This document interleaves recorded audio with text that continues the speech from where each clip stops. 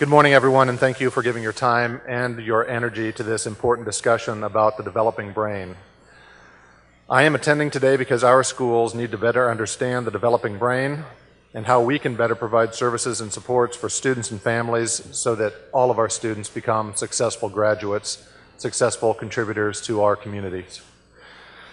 Among the 33,000 students served each and every day by Des Moines Public Schools, nearly 24,000 come from a low-income household. Over 6,000 are English language learners, many who arrived in Des Moines after starting their lives in refugee camps, experiencing a level of trauma in the first years of their lives that most of us will not accumulate over an entire lifetime. Additionally, we are a majority-minority district with nearly 53% of our students identified as a racial or ethnic minority. And when we look at our challenges presented by the student population that we serve, we know that an exclusive focus on math and reading will bear little fruit. We know that our students must know that we care and that we are interested in their development as a whole person. And so we are shifting. I'm trying to shift our mantra from student achievement to student development. With investments in extending the school day for elementary and middle school students to provide more opportunities to access social services and to participate in a variety of athletic, artistic, and intellectual activities to help them find their passion, and by systematically measuring the level of hope, well-being, and engagement using the Gallup Student Poll, to incorporating trauma-informed care and ACEs training into our new teacher professional development, to reducing achievement gaps and disproportionality and suspension and expulsion rates, we are changing our school system to make it safe for all of our students to fully develop as independent individuals. I and my team firmly believe that this is the right work, and I am so encouraged to have the over 800 attendees today, many of whom are coming outside of the school system, where I can tell you from the inside we feel like most of this burden falls on our shoulders. We know that that's not true, but it can certainly feel like that. We all get in our insular little worlds, and so I'm very encouraged to see the wide community participation in today's event. So how do we broker the services that we know are already in existence in our community? The investments that our community has already effectively made, so that we can leverage those and coordinate those for support for those that most need it. And how do we help our legislators understand that our public investment approach must change? It's a no-brainer, and we need, with the help of people like Dr. Nassaria, to see that it just makes good sense beyond the moral imperative that I think many of us in this room already feel compelled by. So just as we are asking all of our attendees today, I am making my own pledge of action. As we develop a new master's degree program in Des Moines Public Schools for our new teachers, I pledge to include the best learning around the developing brain research into this new master's program. I pledge to advocate for my 33,000 students and for all of those students who under our current system are too young for us to serve, but who need services more than anyone. These are just but two ways that I'm committed to changing the way we do business to incorporate the ever-growing understanding of the developing brain into our professional practice in Des Moines Public Schools. And speaking of advocacy, because maybe that's what's most important about my role, it is now my pleasure to introduce our next presenter and a model advocate for kids. After 20 years as a middle school principal and special education teacher, assistant principal and principal, he became the principal of the now famous Lincoln High School in Walla Walla, Washington. As the leader of this alternative high school, he implemented a trauma-informed approach to student behavior with dramatically positive results, including an 85% reduction in school suspensions in just 1 year. I had the pleasure of sharing breakfast with him this morning, and he is a model for doing what is right for the right reasons for those who most need help. He has demonstrated that you can implement impactful practices before anybody else is ready for them, if you are driven by the right motivation and have a team convinced that the change is not just important, it's necessary. He is an inspirational leader that can help us understand the powerful impact caring adult relationships can have in the lives of our young people. Ladies and gentlemen, it is my pleasure to introduce Mr. Jim Sporleder. And then, as a brain scientist says, physiologically, when kids are in that high state of stress, they cannot problem solve, they cannot take in new knowledge. They're in that fight, flight, freeze state. So then what happens? It's out of their control. In education, we don't say it's out of a student's control. He made that choice, she made that choice. But when in that high state of toxic stress, it's out of their control. And it's not about you or me, it's about the kid. First time I came back and said, okay, I'm going to change my discipline practices. I'm going to try to keep kids in school more than out. And we had a real problem when I first got there with the F-bomb. It was the most common, I guess you saw it on the texting, but it was the most common response to being asked to do anything by a teacher when I first got there. So I had to put some structure in there. You told a teacher to F off, 3-day suspension. Kids knew it before they hit my door, and then I'd give them that wonderful life lesson of, if you tell your boss that in the work environment, you're going to get fired, so you can't talk that way, and I'm giving you such a great lesson here, and learn so much, and then you're welcome back after 3 days. When I came back and said, I'm going to change, guess what? Our first kid referred to the office, told the teacher to F off. And I'm not kidding you. I got nauseous. My stomach was turning because I wasn't going to suspend him. And I had to say, am I holding this kid accountable? And when the young man came in, I will never forget. I can't remember what I had for breakfast, but I can remember this.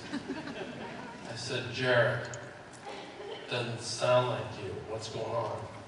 That's all I said. He goes, Sporleder, my dad's a drunk. Today's my birthday. He's let me down every year of my life. He's never followed through with anything. But today's my birthday and I turned 16. He promised me a car. He didn't deliver. He goes, I'm so pissed. And I said, man, that must hurt. He goes, it has. It's hurt a lot. But I've had to deal with this all my life.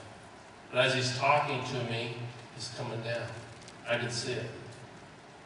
And finally, he gets down and he says, Sporleder, I feel better.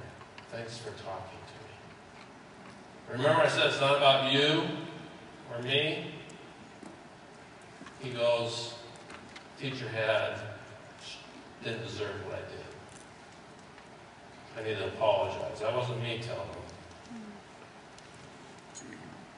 And I kept the discipline inside. He was more than responsible to accept the consequence. He had in-school suspension versus out. If I would have thrown him out, he would have stewed on that all day long about his dad failing him. Instead, he stayed in school in a nurturing environment, had his work brought to him, completed it. In fact, I'll tell you, I cut him loose. I hadn't been there for 3 days when I first started. I had to match it. After two days, I went up and said, Jared, you're killing it in here. Get back to your regular schedule. Appreciate your hard work. I say let's start a revolution of change. As you can tell, I'm over the top of the hill on the other side now, so I don't have a lot of time. But I'm saying let's get a revolution going, because we need a change. We got too many hurting kids out there. If we would make a little shift in our paradigm, we could impact these kids in ways that you cannot imagine. Because our system says punishment. You gotta punish them. But punishment can't create a model of those qualities that we want in our children. And how long have we been doing let's punish them, put them in prison? That's working real well for us. Look at the statistics. Then we say why they're in prison. Not everybody that goes to prison is a violent crime. We're going to punish them to take all schooling and training away. And then when they come out, what are they supposed to do? They go back to old habits. The only tool you have is a hammer, then you tend to look at everything as a nail. And I believe too many times we look at a student and we're going to discipline, so we're going to nail them. The next time, we're going to hit them harder because they didn't do it the first time. So we keep pounding the nail. We keep driving the wedge away from our opportunity of relationship.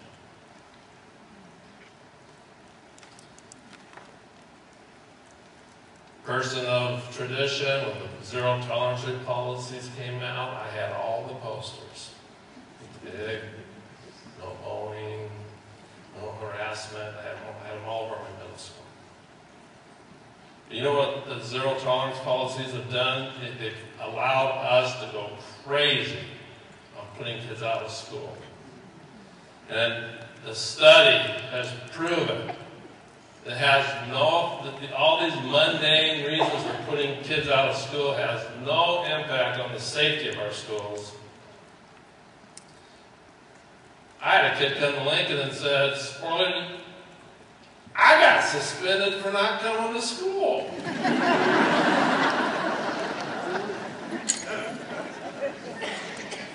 Zero tolerance policies are not working. If anything, they've expanded beyond. I'm not saying that we have these safety issues in our schools, which they need to be addressed. You have a serious infraction, it has to be addressed, and it has to be addressed correctly. But these policies that are happening on the west side of my state, you get caught with possession of marijuana, you're out 35 days, no questions asked. I asked the assistant superintendent, she had a stack like that. I said, who goes out and connects with these kids? No one. Do you have any intervention specialists that connect them? No. Then how do you get them back? We don't. Why? Because the principals don't want them back. And that was the 4 principals in the room that refused to shake my hand. I used to call this the compassionate model, and I changed it after that meeting. Let's create a conversation of pipeline to prison. It's created where our minority children, our poverty children, there's a disproportion of how many days that these kids are going out for the same infraction many times. We need to address it. Preschool expulsions, 13 times more. Now, I would have scratched my head, but I'm in 5 elementary schools. And I've asked the 5 elementary schools I'm in, hey, if we're going to be trauma-informed, let's get some support wrapped around these kids. I want your top 10. And then I want us to just focus and go in and intervene. So I got the top 10. Out of these schools, the top 10, you know who they are? K-1. K-1 is dominating the list of every one of these elementary schools. Our kids are coming in damaged. We need to catch them as they're falling. These kids come to us with a storm cloud around them. Remember, a caregiver is responsible for the brain development. The brain drives behavior. So we have kids coming in whose caregivers have not done a real good job preparing that brain. It's not a bad brain.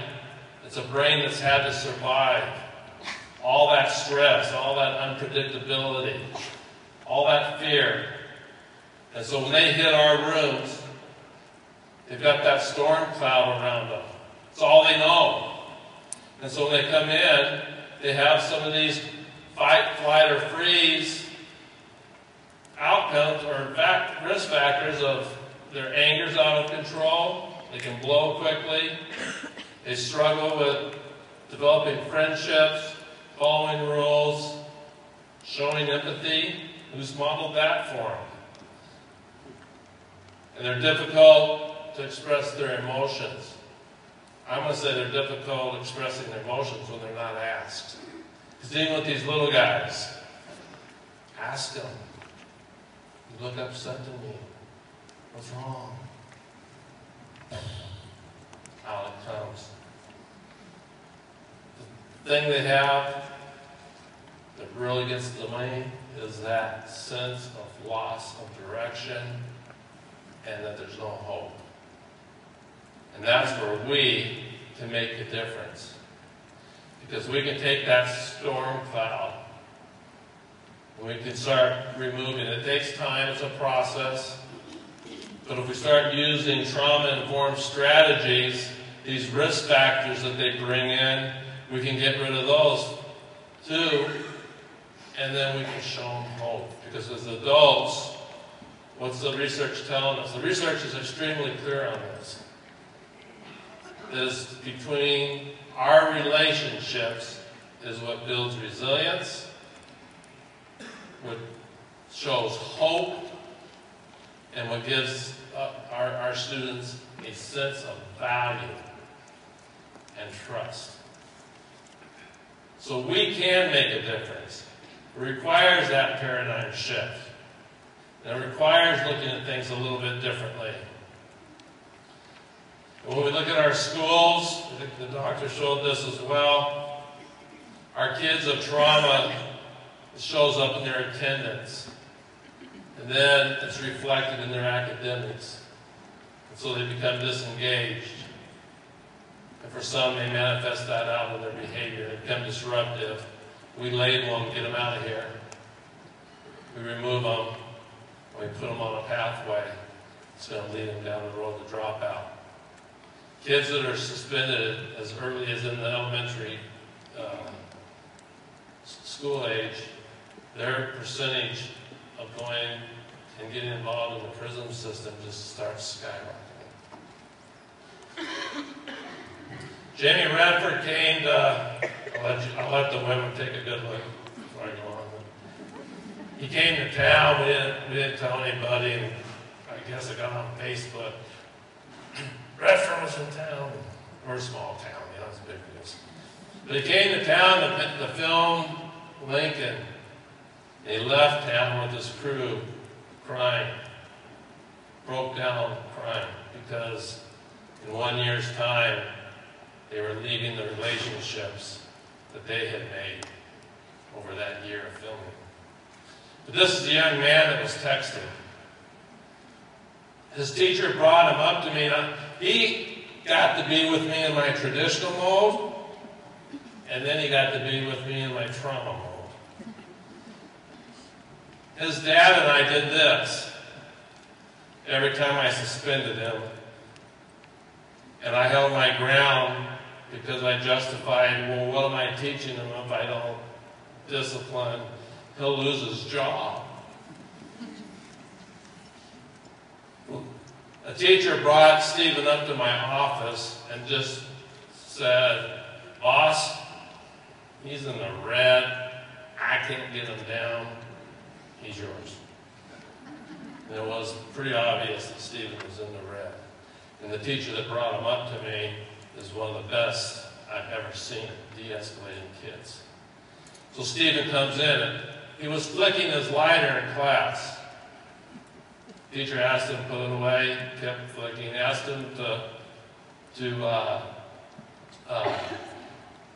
give it to him, refused. So when he brought it to me, I said, "Stephen, hand me your lighter and let's just make it easy and get back to class. You're not getting my effing lighter." said, Stephen, it's a lighter. Hand it over, get back to class. I said, you're not getting my effing lighter. So I opened the drawer of my desk where I had 25 beautifully colored lighters in the top. And I said, Stephen, didn't ask these guys to do anything other than what I'm asking you. And he exploded. 32 years of education. It's the first time I had a kid stick their finger in my face and tell me to do things to me that weren't very nice. I said, you're not getting my lighter. You broke my window pane wall when you opened the door and everything rattled. And he walked right out and looked in at me and gave me that same gesture and told me to do the same things. I got up and I walked out as he was walking off campus. And bless his heart, he didn't think I heard the first 2 times. He did it again. He got to the gate. Well, on the way back, the teacher stopped me and just said, did you hear about Stephen? I just said, yes. No, he went to his mom's this morning and she's gone. The house is completely empty. I called Stephen's dad and I told him what happened and I could hear him. And I said, I want you and Stephen at Lincoln tomorrow morning. I think he passed out. Stephen and him come to school the next morning. I walked out, gave Stephen a hug. Said, I'm glad you came back, Stephen. Shook his dad's hand. His dad was still in shock. Walked in. Before we even started about the incident, I said, Stephen, I can't imagine how painful it must have been for you to see the house and to see your mom's things gone and not knowing where she's at. And tears started to come down his face. And I said, those things that you shared with me, I said, we love you unconditionally. I said, I don't care, I'm not carrying that. He says, thanks. And so I had him do his discipline, and ISS goes up there, tells Shelley, I lost my Sporleder yesterday, and let me come back. Do you know from that experience then, Stephen didn't just all of a sudden get a hold of his anger, but his blow-up started to get further and further away. But the main thing is he could process. When he came in, he would process. Now, what would I have accomplished sitting at home for 5 days?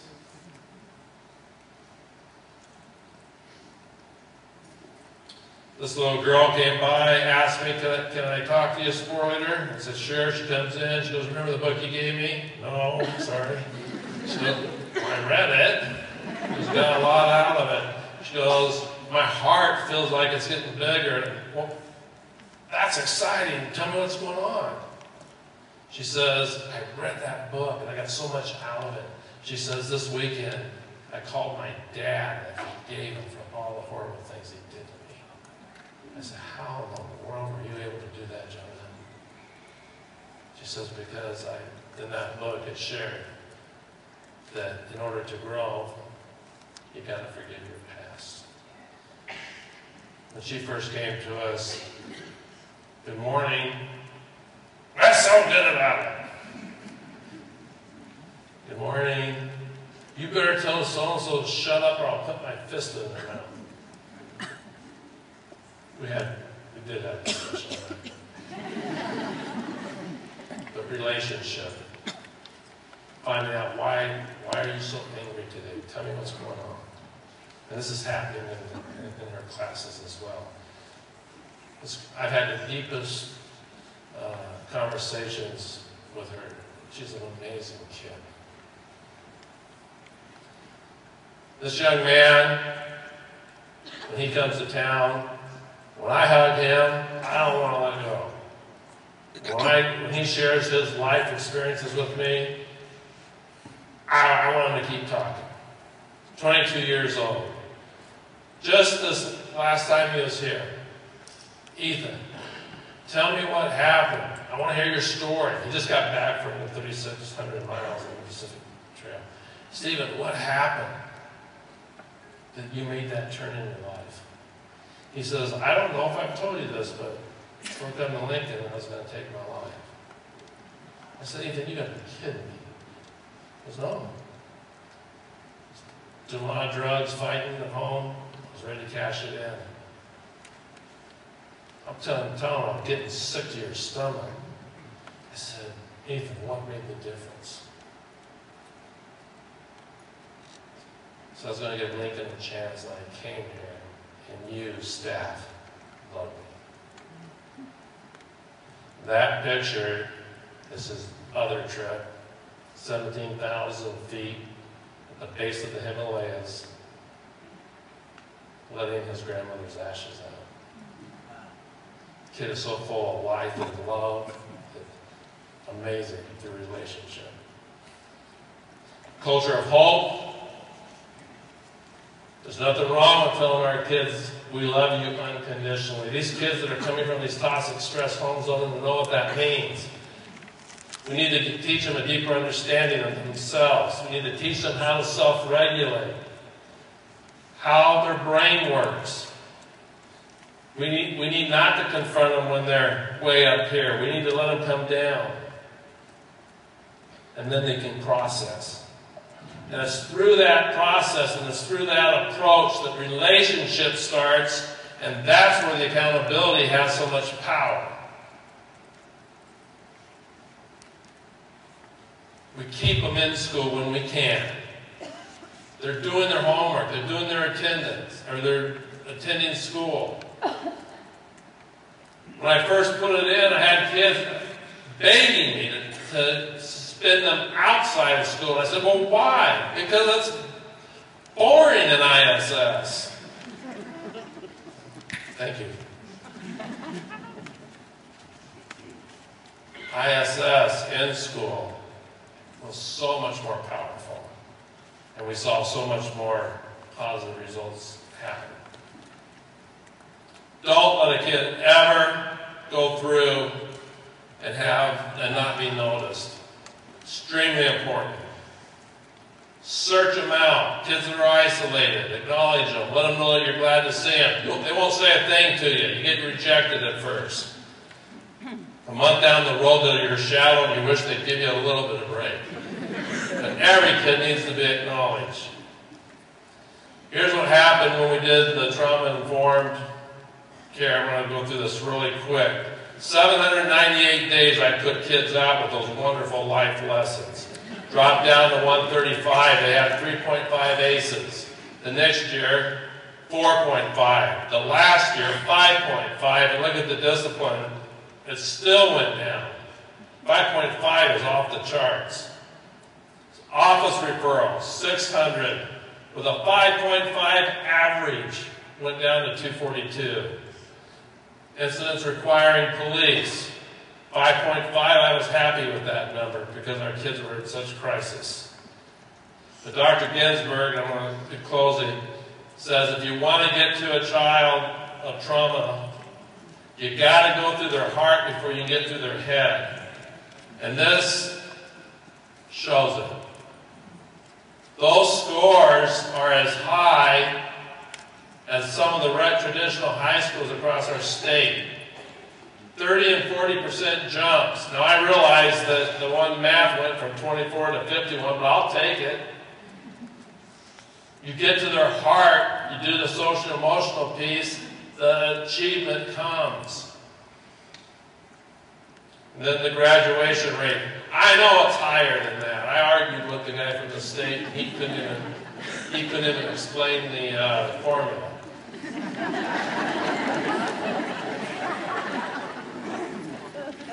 But what we cannot argue anymore is that there's nothing we can do. The science is there.